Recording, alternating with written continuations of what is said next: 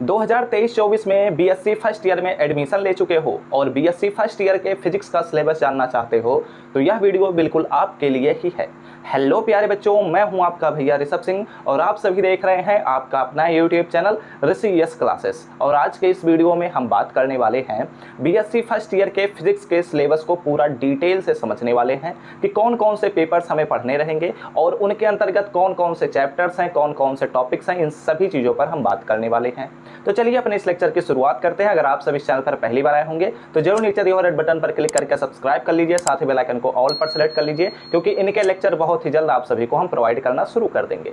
आइए हम बात करते हैं सबसे पहले कुछ बेसिक चीज़ों से।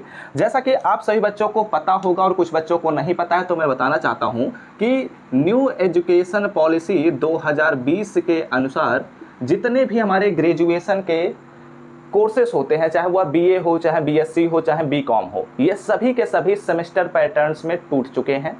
पहले ईयरली एग्जाम्स होते थे, अब सेमेस्टर एक वाइज एग्जाम होते हैं। ठीक है, तो यानी कि हमें हर एक ईयर में 2 सेमेस्टर्स को पढ़ना रहेगा।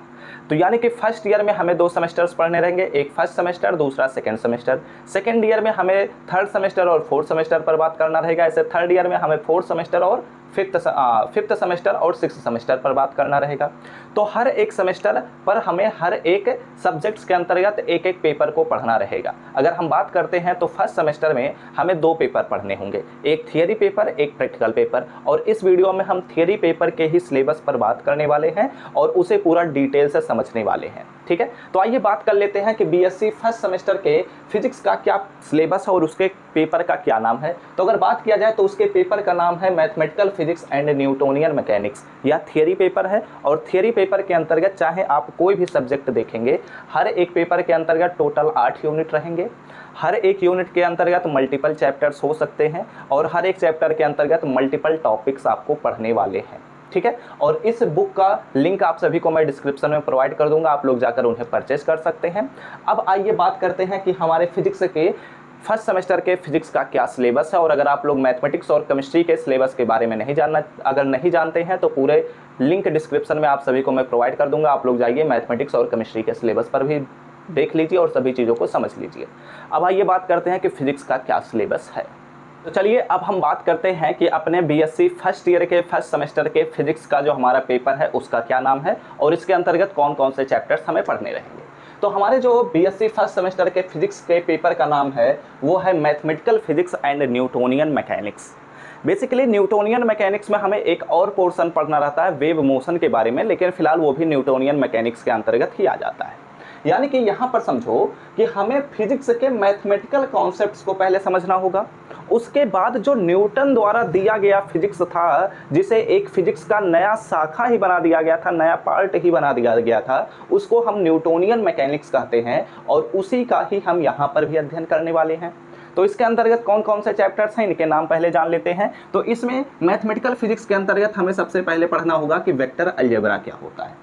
वेक्टर अलजेब्रा के अंतर्गत हम बहुत सारी चीज़ों का अध्ययन करेंगे कि वेक्टर्स कैसे एक दूसरे से ऑपरेट होते हैं। ये सभी चीज़ें मैथमेटिक्स के अंतर्गत भी पढ़ाई जाती हैं, लेकिन यहाँ पर हम फिजिक्स से रिलेटेड कॉन्सेप्ट्स पर बात करेंगे और उनके हम डेरिवेशंस पर बात करेंगे, ऐसे भी कहा जा सकता है। ठीक है, यानी कि हमारे पास कोई भी यूनिट आप सभी के सामने जो लिखा गया है, हर एक यूनिट के अंतर्गत मल्टीपल टॉपिक्स रहेंगे और हर एक टॉपिक को मैंने पीडीएफ में मेंशन कर दिया है और पीडीएफ को टेलीग्राम ग्रुप में प्रोवाइड कर दूंगा। लिंक आप सभी को डिस्क्रिप्शन में मिल जाएगा, आप लोग जाइए और टेलीग्राम चैनल से ज्वाइन कर लीजिए, जिससे आपको सभी टॉपिक्स के बारे में पता चल जाएगा। यहाँ पर हम टॉपिक्स को डिस्कस नहीं करेंगे क्योंकि वीडियो काफ़ी बड़ा होने लग जाता है।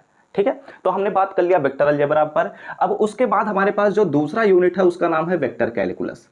वेक्टर कैलकुलस के अंतर्गत भी हम बहुत सारे टॉपिक्स के बारे में पढ़ेंगे, पीडीएफ में ऑलरेडी मेंशन है और इनके लेक्चर्स भी बहुत ही जल्द आप सभी को प्रोवाइड करना शुरू कर देंगे।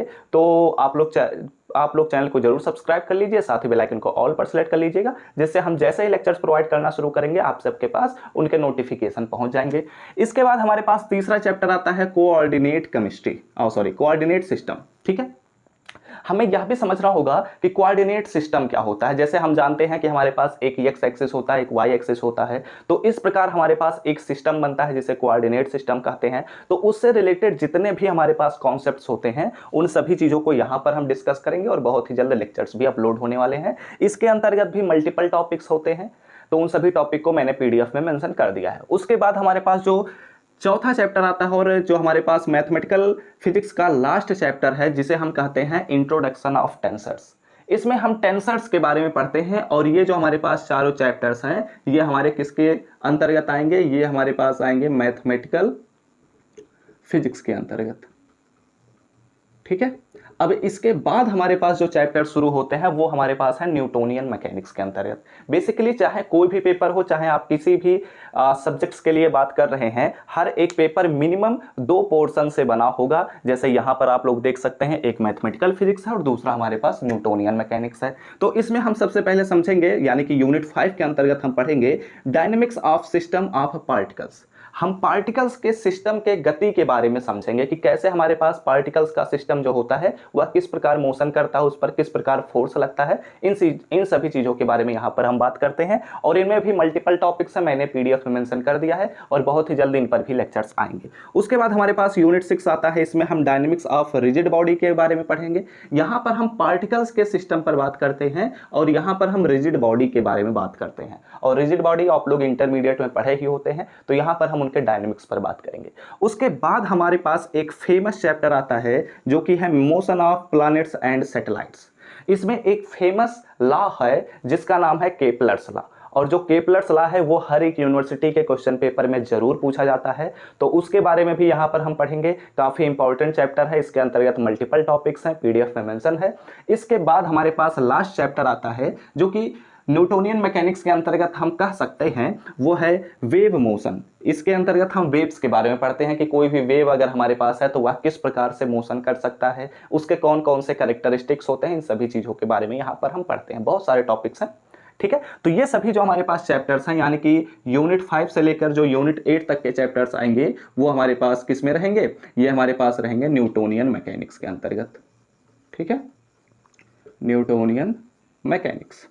ओके, और इन पर बहुत ही जल्द आप सभी को लेक्चर्स भी प्रोवाइड करना शुरू कर देंगे, तो आप लोग चैनल को जरूर सब्सक्राइब कर लीजिए, साथ ही बेल आइकन को ऑल पर सेलेक्ट कर लीजिएगा। अब यहाँ पर हमने क्या डिस्कस कर लिया, अपने फर्स्ट सेमेस्टर के फिजिक्स के सिलेबस को हम पूरे तरीके से डिस्कस कर चुके हैं। अब इस वीडियो को यहीं पर हम समाप्त करेंगे और इनका PDF आप सभी को टेलीग्राम ग्रुप में ऑलरेडी प्रोवाइड कर दिया गया है, तो उन्हें जाकर ज्वाइन कर लीजिए, लिंक आप सभी को डिस्क्रिप्शन में मिल जाएगा।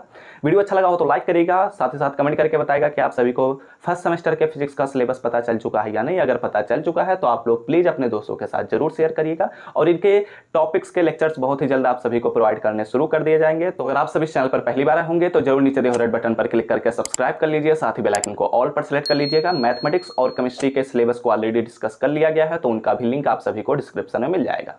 तो हम सब मिलते हैं अपने नेक्स्ट लेक्चर में, तब तक पढ़ते रहिए, संघर्ष करते रहिए और सफल होते रहिए।